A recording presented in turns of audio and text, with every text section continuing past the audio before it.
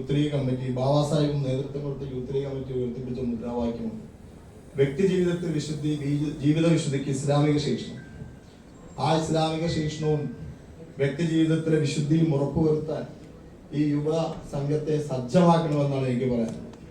ഇന്ന് social media കൈകാര്യം ചെയ്യുന്ന ആളുകളോട് വളരെ ഖേദത്തോടും പ്രയാസത്തോടും കൂടി പറയട്ടെ,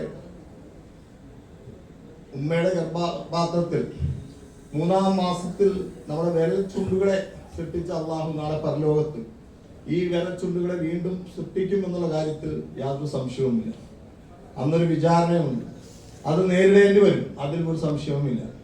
നേരത്തെ ഇസ്മായിൽ ഇഹ്ദിനസ്സിറാത്തുൽ മുസ്തഖീം പറഞ്ഞു, അതിന് മുമ്പൊരു വർത്താനമുണ്ട്: ഇയ്യാക നഅ്ബുദു വ ഇയ്യാക നസ്തഈൻ.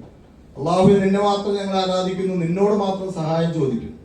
ആ ഘട്ടത്തിൽ ഞാൻ ആവർത്തിക്കുന്നു, എന്റെ നേതാവ് പഠിപ്പിച്ച കായികമന്നത്ത് മുഹമ്മദ് ഇസ്മായിൽ സാഹിബിൽ നിന്നും, പാണക്കാട് പൂക്കോയത്തങ്ങളിൽ നിന്നും, സീതി സാഹിബിൽ നിന്ന്, CH നിന്ന് രാഷ്ട്രം പഠിപ്പിച്ച ടി.എ. അഹമ്മദ് കബീർ സാഹിബ് പറഞ്ഞൊരു വാക്കിവിടെ അവസാനമായി സൂചിപ്പിച്ചുകൊണ്ട്, ആരെയും മാറ്റി നിർത്താനും ആർക്കും മാറ്റി നിൽക്കാനും ഈ സംഘടനയിൽ നിന്ന് കഴിയില്ല എന്ന ഉറച്ച വിശ്വാസത്തോടു കൂടിയാണ് പൊതുപ്രവർത്തന രംഗത്ത് നിൽക്കുന്നതെന്ന് അടിവരയിട്ട് പറഞ്ഞുകൊണ്ട് ഞാൻ ഈ സൂചിപ്പിച്ച കാര്യങ്ങളെല്ലാം സോഷ്യൽ മീഡിയ കൈകാര്യം ചെയ്യുന്ന ചെറുപ്പക്കാർക്കും മനസ്സിലാക്കാം.